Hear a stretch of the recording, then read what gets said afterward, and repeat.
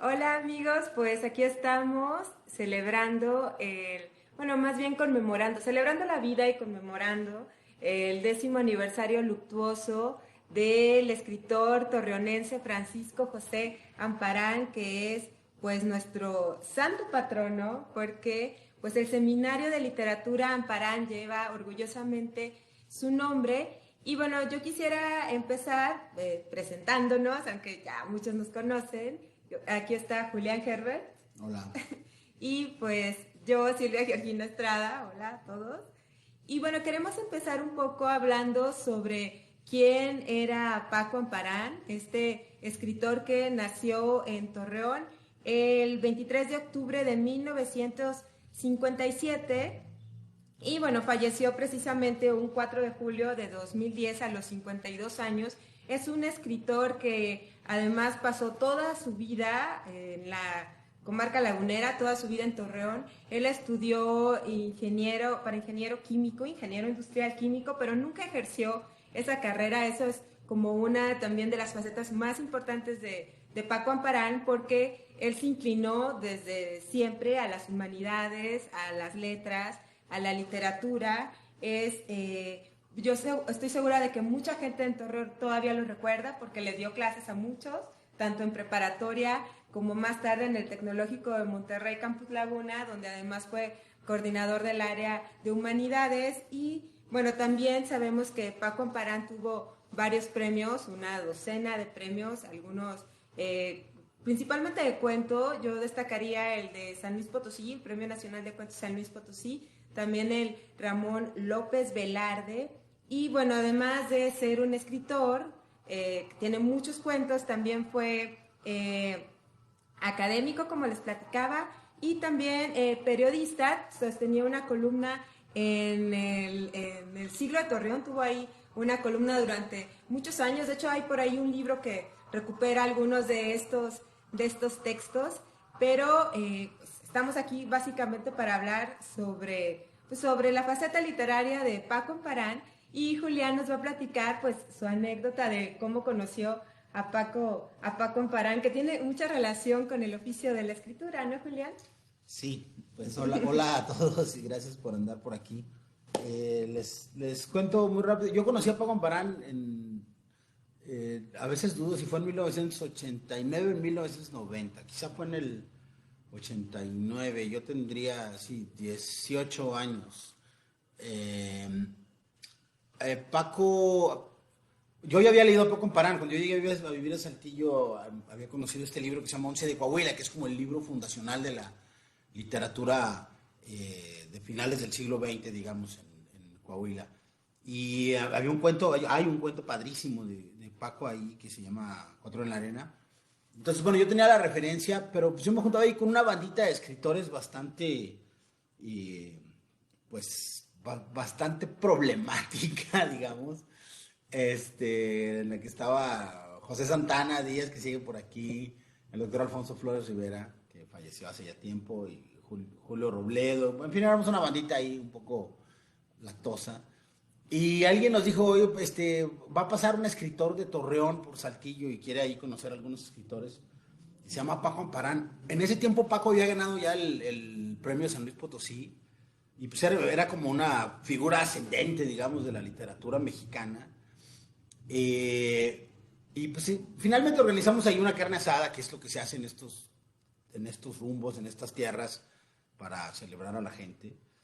Y para mí fue muy impresionante conocer a Paco Amparán cuando yo tenía, sí, 18, 19 años, porque era un escritor muy distinto a todos los que yo había conocido. Para empezar, era un tipo que pensaba mucho no en el rock and roll y la fiesta y el lado como del poeta, el poeta maldito al que yo estaba acostumbrado y que era como el aura de todos los escritores con los que yo convivía.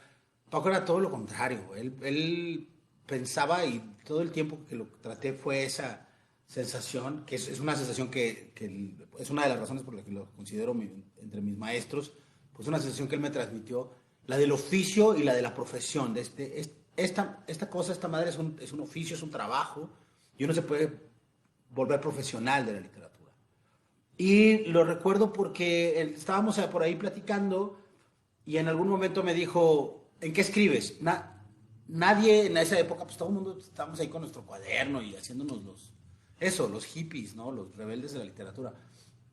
Me dijo, ¿en qué escribes? Yo, afortunadamente, por una pregunta muy intimidante, me había comprado recién una Olivetti Letera, la primera máquina de escribir que tuve, y entonces le dije, tengo una Olivetti Letera, según yo con eso iba a librarla, pero me dijo, tírala por la ventana, no sirve, lo que necesitas es comprarte un procesador de palabras.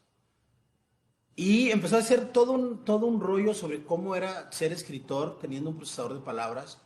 Claro, en esos tiempos no había, ningún escritor tenía una computadora donde escribir. Fue la primera vez que yo me enteré siquiera de que existía. Estoy hablando, repito, del 89 o del 90. La primera vez que me enteré que existía tal cosa como un procesador de palabras. Y al final, cuando nos despedimos, me dijo, mira, así es como salen los textos después de que los corriges en pantalla y así salen impresos de procesador. Y me regaló una copia inédita que conservé por mucho tiempo, pero luego perdí en alguna mudanza, de un cuento que se publicó muchos años después, que se llama Manera Fácil de Viajar. El cuento luego se publicó como 10 años después, yo creo, o 8 años después en un libro, y en algún momento se publicó en la revista Dos Filos, pero para mí fue como una sensación como también muy de fan, ¿no? De tener un cuento y un inédito, ¿no? De un escritor al que admiraba. Entonces, ese fue mi primer encuentro con Paco Amparán. Bueno, yo recuerdo que la primera vez que conocí a Paco Amparán fue en una feria del libro, cuando la feria del libro que se hace por estos rumbos todavía se llamaba de Saltillo, en la Feria Internacional del Libro de Saltillo, y que se hacía en el Museo del Desierto. Y Paco Amparán estuvo participando en un par de ediciones a las que a mí me tocó pues cubrir como periodista cultural. En una de ellas estuvo en una mesa muy interesante de literatura negra. En esa mesa la estuvo coordinando Gerardo Segura.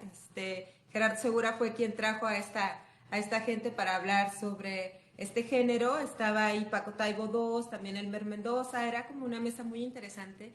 Y también recuerdo que en otra ocasión Paco Amparán habló sobre el movimiento de 1968 en México, y que esa fue como su última participación, si mal no recuerdo, en la Feria del Libro, y a algunos tuvieron la impresión, algunas de las personas que asistieron, estamos hablando de hace una década, que era como algo medio provocadora la ponencia de Paco Amparán, porque también él tenía como esta veta de interés en la historia. De hecho, tiene por ahí un libro, que es un libro de historia que escribió dedicado a niños y jóvenes, que además tiene un título muy divertido, que es Historia ligera de un siglo pesado, porque se trataba del siglo XX. Y también me hace pensar esta faceta del interés histórico de Paco Amparán en uno de sus cuentos, que es de los primeros libros que escribió Paco, que debe ser el segundo, si mal no recuerdo, que es un cuento que está ambientado en la Segunda Guerra Mundial, y que bueno, aquí Julián me va a decir cuál es el título, porque ya se me olvidó, pero aquí está en el índice. Sí, siempre, aquí está. Siempre estabas, Lubianca. Es un cuento que tiene una anécdota padre. Bueno, voy a hablar muy rápido, empezar hablando de manera general de los cuentos. Está este libro. Este es un libro que me tocó seleccionar y prologar hace algunos años, un poco después del fallecimiento de Paco, que se llama Atrapar una sombra, y que no son sus cuentos completos, pero sí es, digamos, un muestrario muy, muy vasto de la cuentística de Paco Amparán. En realidad, siempre estaba muy bien que está en lo que sería su primer libro, porque ahorita lo explico con más detenimiento, pero Las Noches de Walpurgis es su primer libro, pero lo publicó mucho después, digamos. Pero La Luna y Otros Testigos, que es su primer libro, es un libro de 84, incluye este cuento que se llama Siempre estabas, Lubianca, que es un relato situado en la Segunda Guerra Mundial, en el que hay un personaje en un campo de concentración. Es un cuento muy peculiar, porque yo me recuerdo, alguna vez Paco hizo una antología. Esto es algo que yo trabajé con él mucho tiempo, tuvimos mucha cercanía como profesional, porque yo trabajaba como editor para el Instituto Coahuilense de Cultura, y en algún momento hubo el proyecto de publicar una antología de los cuentos de Paco Amparán, un libro que nunca se publicó, pero Amparán escribió para ese libro un prólogo que desafortunadamente extravié también entre toda la papelería, pero quizá esté en los archivos de su familia. Era un prólogo notable porque además hablaba sobre los aspectos técnicos de algunos de sus cuentos de una manera como muy didáctica. Y Siempre estabas Lubianka es un cuento que tiene, la anécdota está narrada, él la contaba, muchos de sus amigos la conocemos, pero él la contaba en ese prólogo, y es que Siempre estabas Lubianka es como el cuento matriz de Paco Amparán. Es el cuento que llevó 5 veces a taller. ¿No? Paco Amparán se formó en el taller literario de La Laguna que coordinaban alternadamente David Ojeda y José de Jesús San Pedro. En ese sentido también Paco Amparán es uno de, digamos, para mí es un antecedente en ese sentido, porque yo también me formé en talleres y de él aprendí mucho esto, cómo los escritores nos formamos en el mundo de la artesanía, ¿no? Y Paco tuvo la necesidad de llevar Siempre estabas Lubianka una y otra vez al taller de David Ojeda, dice él decía él, hasta que definitivamente ya no tenía remedio, o sea, no es que lo haya resuelto, sino que no tenía remedio ya el cuento. Y la anécdota es que Marco Antonio Jiménez, que estaba también en ese taller, y algunos otros miembros del taller, cuando Paco llegaba y empezaba a repartir las copias, porque bueno, para llevar 5 veces un cuento, pues pasan, o sea, porque te vuelvo a tocar y durante 5 ocasiones, pues sí te echas un año ahí. Y entonces, cuando llegaba con las copias y las repartía, le decían, otra vez la pinche Lubianka. Esa es como una de las anécdotas que contaba Paco. Y bueno, decía, sí, ahora voy a hablar un poco más adelante del resto de la cuentística de Paco Amparán, pero esta anécdota me parece muy característica de la manera en la que Paco trabajó siempre. Bueno, además, como les comentaba al principio, bueno, es cierto que Paco ganó varios premios. Uno de ellos me llama particularmente la atención porque es este premio de la editorial El Porvenir, de 1984, estamos hablando de hace un buen rato, pero el jurado era Edmundo Valadez, Joaquín Blanco y Agustín Monreal, que es justo de esta primera etapa de Paco Amparán. Y además, bueno, Edmundo Valadez, que es como esta gran figura totémica mexicana, ¿no? De lo que tiene que ver con la literatura del cuento. Entonces, me parece que también podríamos hablar un poco sobre esto en relación con los cuentos de Paco, ¿no? Claro, sí, bueno, yo creo que Paco Amparán tiene, la obra de Paco tiene por lo menos, digo, tiene muchas vetas, ¿no? Tiene la parte periodística, la parte de la divulgación, siempre estuvo interesado en la historia, ideológicamente siempre estuvimos muy lejos el uno del otro, ¿no? O sea, para mí él representa muchas de las cosas que a veces no solo no coincido con ellas, sino que incluso me irritan, ¿no? Un cierto sentido del humor que no me gusta, una cultura de la clase media ilustrada mexicana que no me gusta, y peor, de la clase media ilustrada provinciana, ¿no? Pero por otra parte, su sentimiento del oficio y su manera de pensar en la literatura siempre me pareció de lo más entrañable y de lo más cercana a mi modo de ver la vida, ¿no? Entonces, sus primeros libros, que son La Luna y otros testigos, Las 11 y Sereno y Cantos de Acción a Distancia, sobre todo esos 3 primeros libros, para mí serían como un primer marco, que es Paco Amparán entendiendo y canibalizando de algún modo la cultura literaria de Latinoamérica, ¿no?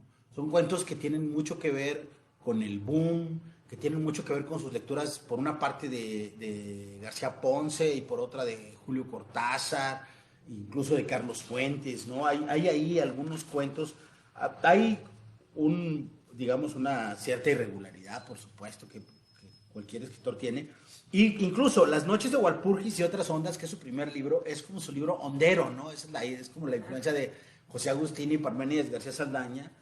Es un libro que Paco escribió siendo muy joven, es un libro que terminó de escribir en 79, pero que no publicó sino hasta después de Cantos de Acción a Distancia, ya en el 90 lo publicó Jesús de León en una oficina que está aquí enfrente de la casa, por cierto.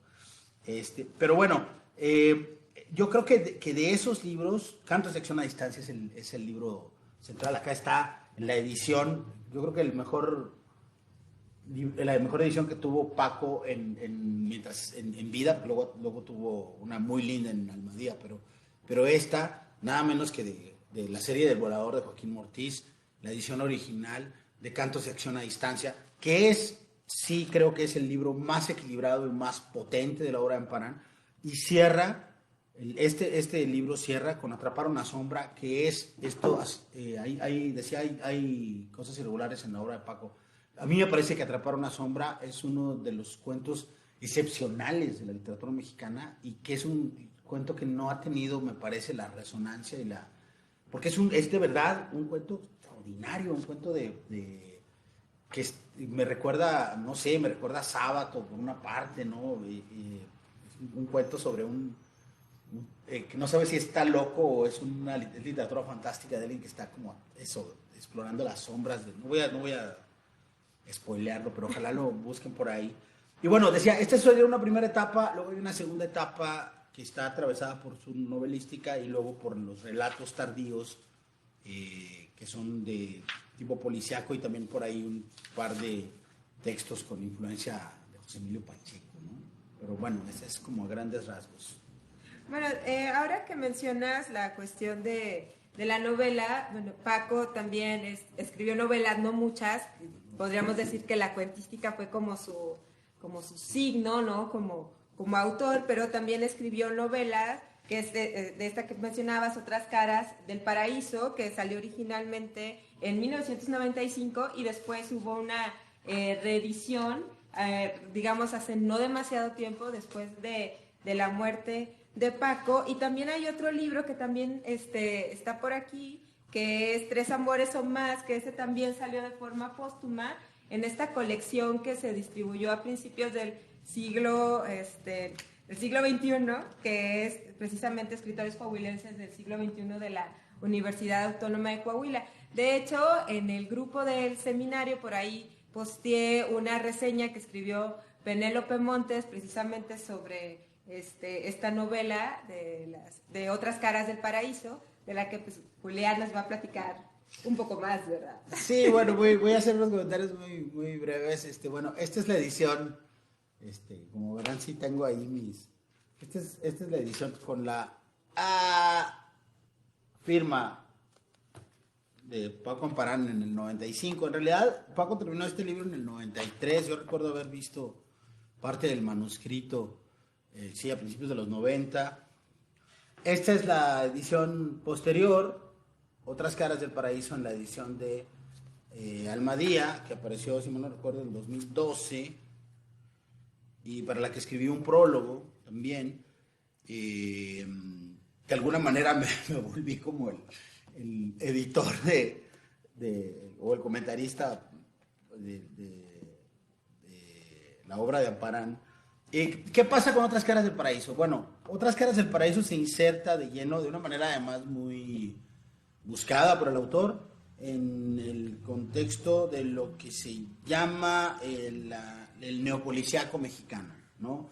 Sigue muy de cerca a distintos autores, pero sobre todo a Paco Ignacio Taibo II. Paco Ignacio Taibo tiene a este detective que se llama Héctor Velasco Aranchain, y Paco Amparán inventa a su propio detective, que va a utilizar no solo en Otras caras del paraíso, sino también en una serie de novelas breves o de relatos, digamos, que se llama Algunos crímenes norteños, y que es el ingeniero Paco Reyes Ibáñez. El ingeniero Reyes Ibáñez es de un alter ego de Paco Amparán, ¿no? Porque es un profe del TEC. Ingeniero, etcétera, ¿no?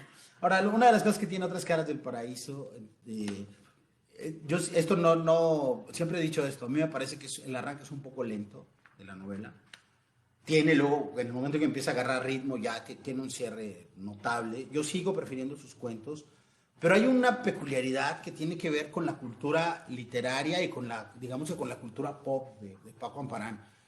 Este libro escrito no voy a tampoco spoilearlo demasiado, pero este libro escrito en 93 y publicado en 95, rastrea un caso, primero, de desapariciones de mujeres que no está siendo investigado, ¿no? Desapariciones de mujeres en el contexto semirural de la laguna. Leer esto es muy impresionante cuando piensas que es un libro que fue escrito en 1993, porque lo que el país de algún modo se iba a convertir ya está retratado en este libro. Y dos, una de las cosas que atraviesa, uno de los distintos aspectos, además de lo político que atraviesa la novela, es toda la mitología del cine snuff, el cine de extinción. Antes de que apareciera Tesis, antes de que apareciera 9 milímetros, antes de que esto se pusiera como en plan cine Hollywood, Paco estaba tratando el tema. La novela es muy cinematográfica, y me sorprende que nadie haya en algún momento intentado llevarla al cine, porque además no solo es muy cinematográfica, sino que al menos en la relectura que hice para el prólogo de 2012, me sorprendió mucho. En la primera lectura todavía no estábamos tan ahí, y en esa segunda lectura me pareció que el país tristemente se había vuelto mucho más como el retrato que hace Paco Amparán y que hace a través de los ojos de Paco Reyes Ibáñez.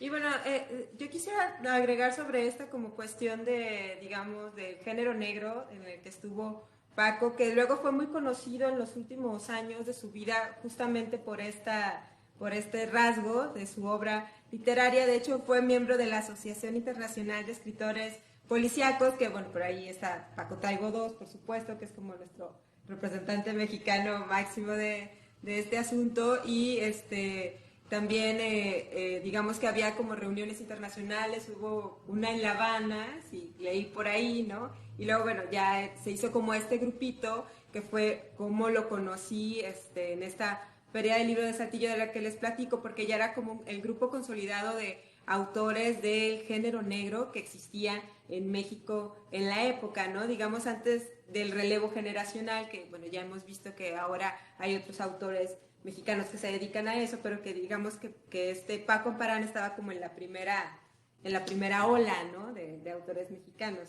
de género.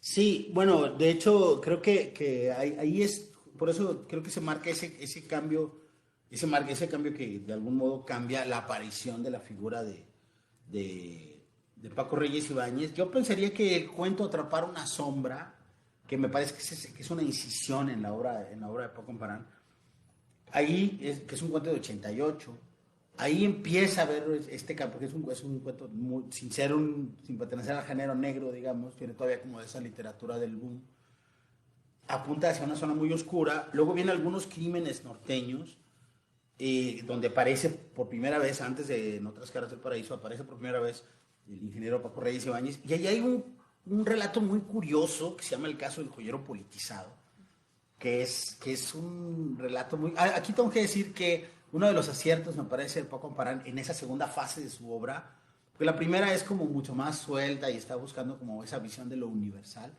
pero en esta segunda fase el retrato de la laguna, el retrato de Torreón, es súper importante para la obra de Amparán. Y en ese retrato, Paco en algún momento en un congreso de literatura hizo un statement diciendo que el chiste que el chiste era hablar de tu ciudad como si fuera Nueva York, ¿no? Esto que estoy diciendo es lo que yo digo en los talleres, ¿no? Pero Paco lo hizo como un statement que era muy chistoso, porque además daba claves de cómo deberías hacerlo, y era entre en serio y en broma, y claro, ese entre en serio y broma era muy divertido escucharlo como en autosátira, hablando de Torreón como si Torreón fuera Nueva York, pero al final resultaba que Paco aplicaba sus principios en sus novelas, y tengo que decir digamos que esa línea de pensamiento yo la sigo con mucha, o sea, la sigo de manera consciente, y hay muchos otros escritores norteños en general, pero particularmente coahuilenses, y voy a mencionar por lo menos a uno, que es Luis Jorge Bone. Seguimos esta línea de pensamiento que para mí es original de Paco Amparán. En el caso del joyero politizado, para volver al tema, en el caso del joyero politizado hay toda una historia sobre cómo Lee Harvey Oswald pasa por la laguna, pasa por Torreón, en una extraña mitología, y es fotografiado después de que se supone que después de morir aparece en una fiesta, en una fotografía de una fiesta en la laguna. Entonces eso tiene que ver con toda la investigación que no voy a... Pero además, más adelante, ya a finales de los 90, Paco publicó un libro que también me parece que es un libro que merece un acercamiento más detenido, que se llama Tríptico Gótico, y particularmente ahí, en Tríptico Gótico hay particularmente dos relatos que me parecen muy notorios. Uno es Gótico Finianual, que a pesar de que el título no me gusta, el relato es muy interesante, pero sobre todo Gótico Lagunero, que es un cuento donde otra vez, como un poco yendo a onda letra, Paco Amparán introduce la figura del pozolero, que es una figura siniestra, que es este individuo dedicado a desaparecer los cadáveres generados por el narco. Otra vez, pienso, es un relato que habla mucho del México que vivimos en los últimos años y sin embargo fue escrito en 1997. Voy a terminar nada más de este aspecto diciendo que mientras estaba desarrollando como toda esa línea, de manera casi paralela, Paco estaba escribiendo unas cosas muy distintas y muy raras, que son estos textos, como estas historias de amor, que luego están compilados en Tres Amores o Más, pero que en realidad él empezó a escribir desde antes, porque él ganó un premio de la editorial Lloremito, la primera edición de Cómo gané la guerra, que es una de estas novelas cortas, acerca de un nieto que es instruido por su abuelo acerca de cómo ligar, pero esto sucede en medio de una inundación en Torreón. Es un relato que me recuerda mucho a Las batallas en el desierto, está escrito un poco en ese tono. Y entonces es raro, como ese Paco que hacía toda la literatura negra y estos tres relatos particularmente de la parte final de su obra, digamos. Bueno, también quiero decirles que justo de este libro de Atrapar una sombra, también César Gaitán escribió una reseña, luego se las vamos a compartir por ahí en las redes sociales. Ya se publicó hace un rato, pero para que también se den una idea de qué se trata este libro. Y bueno, yo también quisiera destacar como esta parte humorística que también tiene algunas de la narrativa de Paco Amparán, sumándolo a esta cuestión del escritor que decide quedarse en su ciudad de provincia, ¿no? Que no se va a la Ciudad de México. Y bueno, pensándolo en el caso de Paco Amparán, pues ahí sí era radical porque pues no existen los medios de conexión que tenemos ahora. Ahora es más fácil ser un escritor fuera del centralismo mexicano. En esa época no lo era, ¿no? Entonces, bueno, quisiera que platicáramos un poco sobre estos dos aspectos, ¿no? Como el aspecto humorístico en la obra de Paco Amparán, pero también este otro aspecto de la decisión de quedarse pues en la tierra, ¿no? En hacer toda tu vida y tu vida literaria además, donde naciste. Sí, esta madre, voy a empezar antes voy a cerrar con lo del humor, pero voy a empezar con la parte de quedarse en tu pueblo.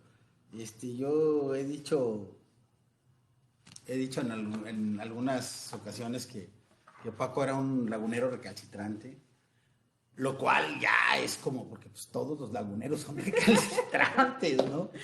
Entonces, sí, a veces era insoportablemente lagunero. Pero al mismo tiempo, esa visión que tenía, creo que fue muy contagiosa para algunos de nosotros, o para decirlo de manera muy directa, fue muy contagiosa para mí, ¿no? En realidad, cuando yo pienso en la obra de Paco y en la figura que él es para mí, y esto creo que se puede relacionar hacia el final con el tema del seminario. Las lecciones que yo aprendí de Paco Amparán no necesariamente son como literarias, pero sí son de una actitud frente al oficio, ¿no? La idea de la profesión, la idea de dedicarte a esto de manera como... Paco escribía, por ejemplo, para concursos. Y Paco hacía una nómina de las convocatorias que había. Digo, esto lo sé porque es algo de lo que conversábamos, es algo que él predicaba. Hacía una nómina de cuáles eran los concursos que iba a haber en el año y calendarizaba cómo iba a escribir cuentos para cada concurso. Y tenía seudónimos como que tuvieran relación de algún modo con el tipo de premio o concurso que había. Y tenía una colección de seudónimos y los iba utilizando, algunos los repetía. Hacía esto como de una manera así como muy sistemática, ¿no? Y toda su visión de lo torreonense era eso, era el ser un escritor. Paco estuvo una temporada en Canadá, ¿no? Pero fuera de eso, la mayor parte de su vida la pasó en Torreón. Trataba de deshacerse de sus horarios de escritura. Era un escritor muy disciplinado. Yo siempre admiré, envidié y he tratado de imitar esa parte de su vida. Ahora, la parte del humor es también como muy curioso lo que pasa, porque ahí también Paco es como dos escritores, está todo el tiempo yendo y viniendo. Su manera de ser, es decir, su habilidad en el trato, era un tipo muy chistoso, muy divertido. Eh, a veces tenía un sentido del humor demasiado blanco para mi gusto. eh, y también como muy histriónico, ¿no? Era muy histriónico. A veces funcionaba mejor que en otras. Pero en la escritura sí tenía esa doble tensión. Hay algunos de sus cuentos, de los cuentos que yo más disfruto de él, son muy duros, ¿no? Son muy duros. Algunos incluso de los que no son tan famosos, como, no sé, El cielo habano, que es un cuento como más en el tono de Rubén Fonseca. Pero sus cuentos más juveniles y algunos de sus cuentos tardíos son muy, muy chistosos, muy divertidos. Y hay un cuento en particular, y creo que esto nunca lo he dicho, pero hay un cuento en particular al que yo le tengo mucho cariño, porque de alguna manera es algo que nos hermanó hacia el fin, después de que él murió. En realidad, este cuento que yo adrede puse al final, en Atraparon una sombra, al final están los cuentos que no estaban coleccionados, y Últimas Palabras es el cuento que yo decidí incluir al último del volumen, eh, por el tema. Primero, porque yo leí este cuento, debe ser el segundo cuento que yo leí de Paco, a principios de los 90. Estaba publicado en un volumen, se hacía un encuentro de escritores en Monclova y ahí se hizo una memoria y ahí se publicó. Y bueno, este cuento que se llama Últimas Palabras es la historia de Francisco Calvete y Max el Bronco, que son una lectura chistosa de Max Brod y de Franz Kafka. Y aquí sí voy a hacer como el spoiler, porque de la historia es básicamente que Francisco Calvete le deja sus poemas y todos sus cuentos inéditos a Max el Bronco, se los deja en herencia y le pide que los queme. Y entonces Max el Bronco pues es un albañil ahí, medio amigo de este escritor marginal, y Max el Bronco lo que hace es que los quema. Efectivamente. Exacto. Y entonces el espíritu de Francisco Calvete se le aparece en la noche y dice: ¿qué hiciste, estúpido? Era un truco publicitario. Y entonces le dice que va a venir a espantarlo todas las noches de su vida y a torturarlo. Entonces Max el Bronco, que es un iletrado, pues se pone a escribir la obra de Francisco Calvete que quemó y la publica, y resulta que se vuelve un éxito y se vuelve muy famosa, ¿no? Entonces era un poco, ese es el chiste de este cuento, ¿no? Pero para mí era muy importante, como es una lectura de juventud, pero también para mí, como me tocó editar la obra de Paco después de que él murió, y regresar a ella con estos ojos como de Max Brod, un poco. Me gustó mucho como si ese cuento que es el segundo cuento que yo leí de él después de Cuatro Nena, como si hubiera de algún modo una broma privada. Entonces, no sé, creo que el humor de Paco funcionaba un poco así. Bueno, y yo les quiero pues, recordar un poco sobre la existencia del seminario Amparán, ya para que Julián nos platique también sobre esta relación que tiene el seminario de literatura con el nombre de Francisco José Amparán.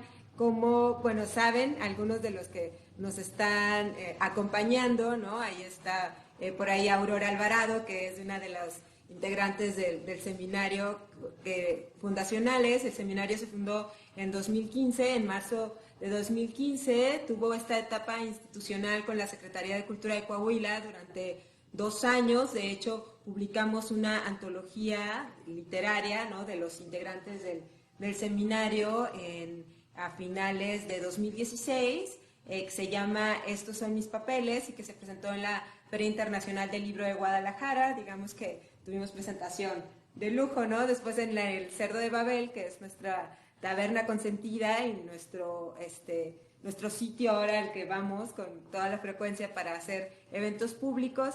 Y después, a partir de 2017, digamos que nos hicimos independientes porque quisimos seguir estando juntos, ¿no?, y seguir platicando de literatura y tallereando obra. Hay algunos textos que se tallerearon en el seminario que después ganaron algunos premios y otros se publicaron. También hubo algunas becas.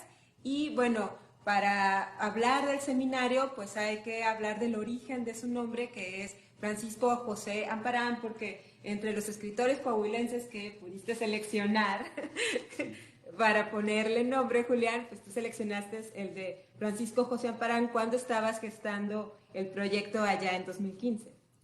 Sí, bueno, yo aquí diré brevemente que yo recuerdo muy bien la última vez que vi a Paco Amparán. La última vez que vi a Paco Amparán estábamos en mi casa. Fue una de las últimas salidas de José Agustín. José Agustín vino a la feria e hicimos una cena grande en mi casa. Estaban algunos amigos, entre ellos estaba Paco.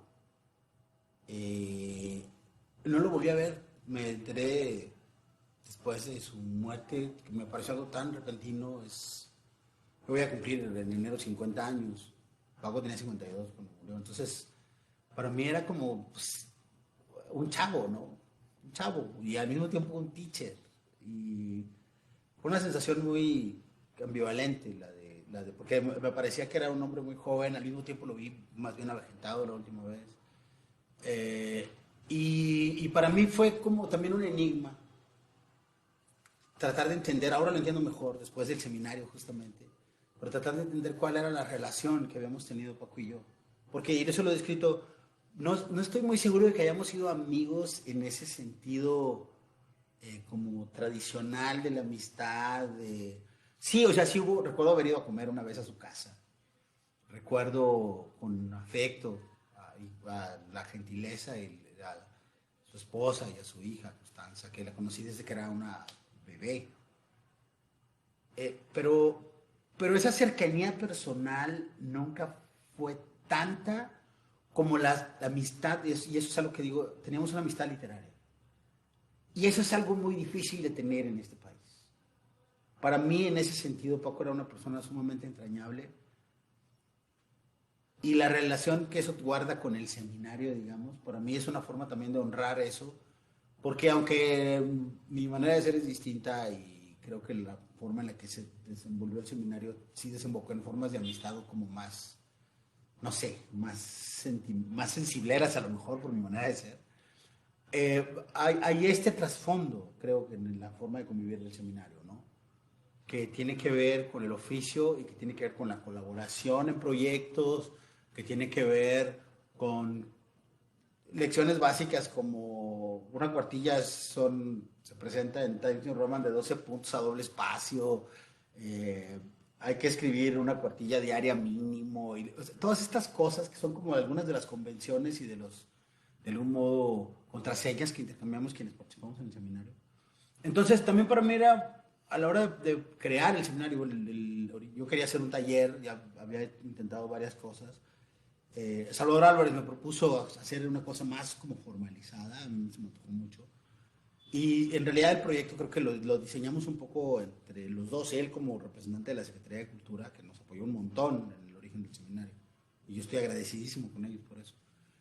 Y desde el primer momento para mí fue muy rápido llegar a la conclusión de que fuera el nombre de Paco Amparán, porque hay distintas cosas. Hay una muy básica para mí, que es que yo esa discusión entre Saltillo y Torreón no me la termino de creer, no me la tomo muy en serio. Creo que regionalmente tenemos muchas más cercanías y compartimos muchas más cosas. Y más allá de lo que cada ciudad opine de sí misma, pues formamos parte de una región y los escritores torreonenses para mí son de algún modo míos, son parte de mi patrimonio cultural, digamos, ¿no? Entonces, en ese sentido, pues Paco era muy cercano en edad, generacionalmente, en cierta actitud frente al oficio, aunque tengo que decir que hay otros escritores torreonenses con cercanía parecida, pero Paco tenía poco que había fallecido. Entonces a mí me interesaba también mucho pensar en el seminario, por eso elegimos, porque es una cosa que hicimos juntos, Salvador Álvarez y yo, elegimos el nombre de Paco también para... Hay una marca ahí, luego sé que ha habido otros intentos de hacer proyectos parecidos yéndose a la tradición, no buscando los nombres nombres más prestigiosos como el de Torri o el de, no sé, Manuel Acuña.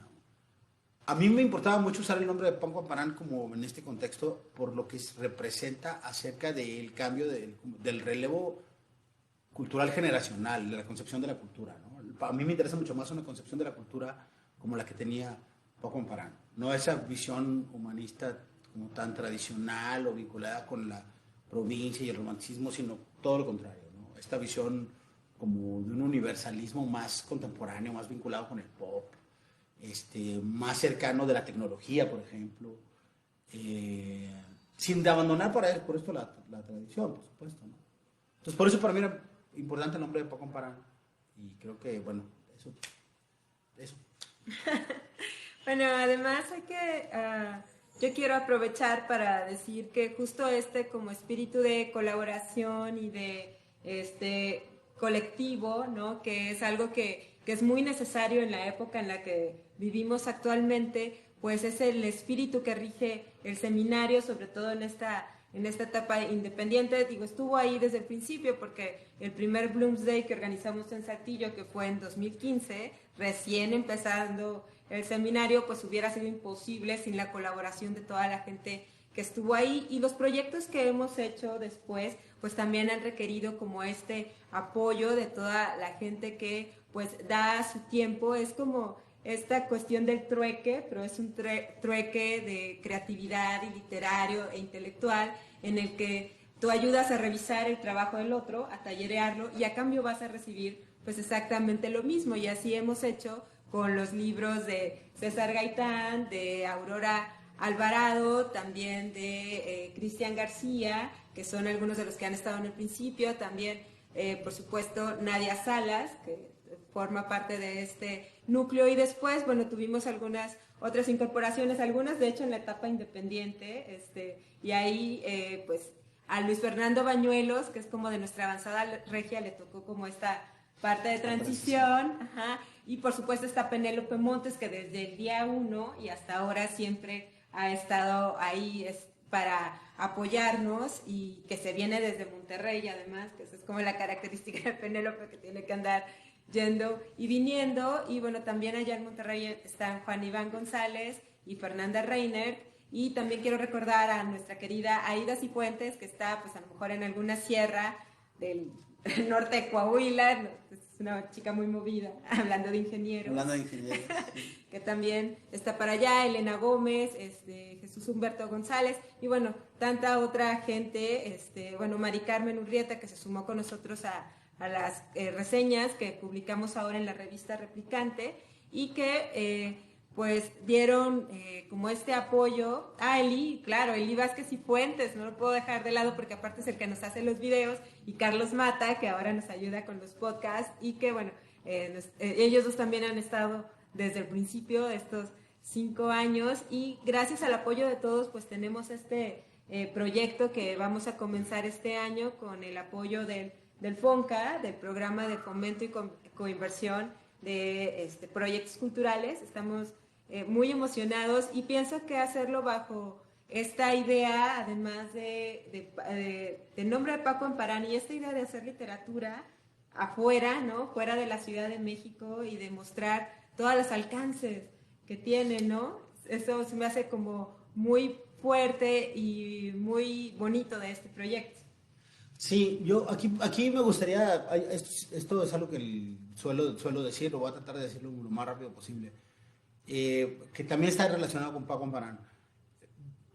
Para mí el seminario Amparán viene de una tradición y viene de una herencia, no es una idea que surgió aquí, no, forma parte de un proyecto, y yo he dicho que el gran abuelo de este proyecto es el escritor ecuatoriano Miguel Donoso Pareja, que fundó el taller de literatura de la Casa de la Cultura de Aguascalientes, del que surgieron, entre otros escritores, David Ojeda y José Jesús San Pedro, quienes a su vez recorrieron el noreste del país haciendo talleres en Saltillo, en Torreón, en Ciudad Juárez, talleres de donde surgieron muchos otros escritores, Jorge Humberto Chávez, por ejemplo, Marco Antonio Jiménez, el propio Paco Amparán, Jesús de León, de aquí de Saltillo. Entonces, toda esa tribu, de algún modo, nos formó al menos algunos escritores de mi generación, nos formó en los talleres, y para mí, digamos que el Seminario Amparán es como una prolongación de esos proyectos, y además creo que este es un momento en el que los apoyos institucionales están empezando a entrar en una seria bancarrota en este país.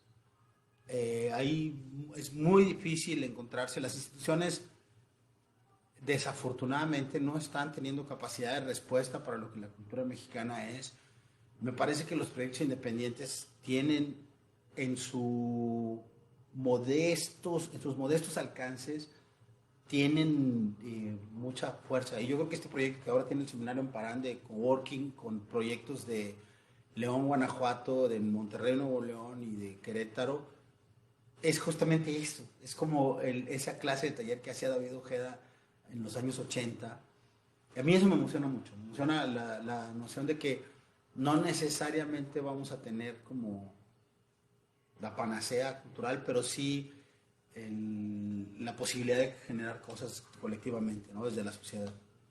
Y bueno, pues les quiero agradecer a todos los que nos acompañaron en este Facebook Live. Y pues antes de despedirnos, Julián, quiero preguntarte por qué hay que leer a Paco Amparán en estos momentos, en el año 2020, en medio de la pandemia, porque es buena idea recurrir a la obra de Paco Amparán.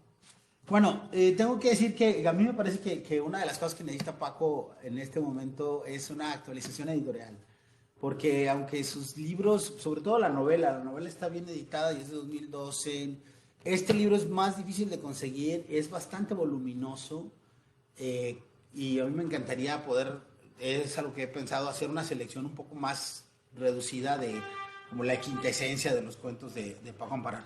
¿Por qué leerlo? Creo que las dos etapas de su obra para mí podrían ser como la respuesta. Una, me parece que es un gran lugar para entender el oficio.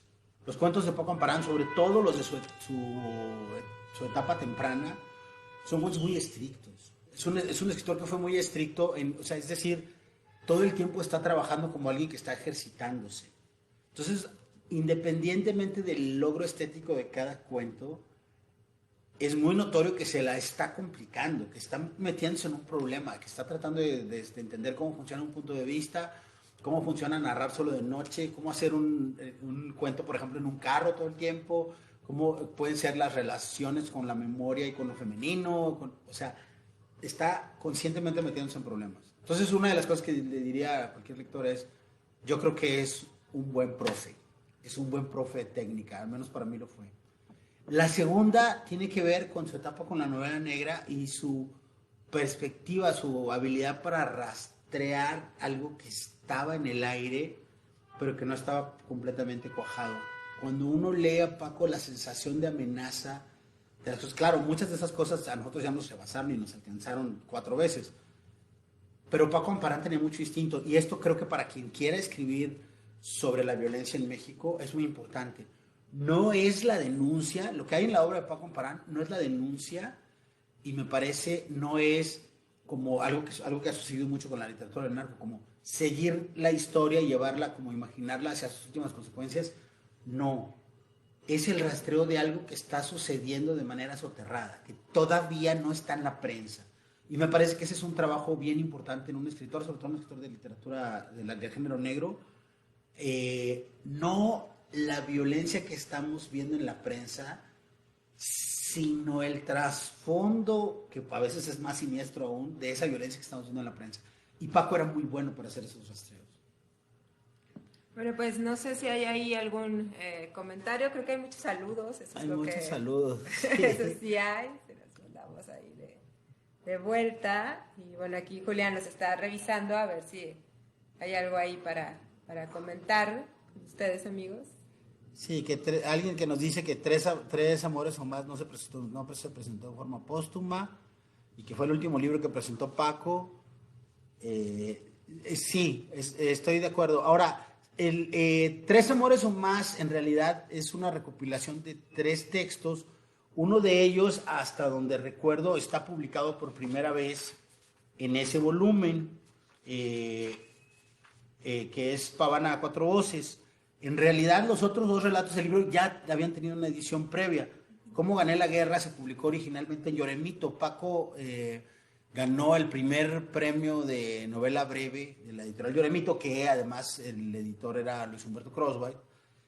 Y Crónica para Helen lo publiqué yo en los 90. Lo publiqué en una colección que se llama Cuadernos de Arena, una edición de un librito verde. Pero sí, creo que... Sí, lo que pasa es que la Universidad Autónoma de Coahuila empezó a poner en circulación esta otra edición después de la muerte de Paco Amparán en 2010.